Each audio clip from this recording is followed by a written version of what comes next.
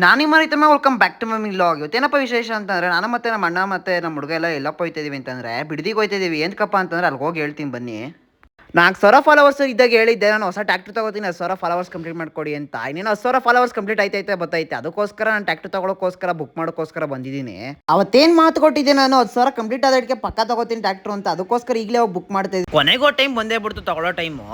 ಹಂಗಂತ ತಡ ಮಾಡಕ್ ಹೋಗ್ಬೇಡಿ, ಈಗಲೇ ಹೋಗಿ ಫಾಲೋ ಮಡಿಕೊಳ್ಳಿ ನನ್ನ ಅಕೌಂಟಲ್ಲಿ ರೈತರ ವಿಡಿಯೋಸ್ ಎಲ್ಲಾ ತರ ವಿಡಿಯೋಸ್ಗಳು ಬರ್ತಾ ಇರ್ತದೆ, ಒಳ್ಳೊಳ್ಳೆ ಕಂಟೆಂಟ್ ವಿಡಿಯೋಸ್ಗಳು ಬರ್ತಾ ಇರ್ತದೆ. ನಾವಿವಾಗ ಬಂದಿರೋದು ಮಹೇಂದ್ರ ಶೋರೂಮ್ ಗೋಡ ಹತ್ರ ಬಂದಿದ್ದೀವಿ.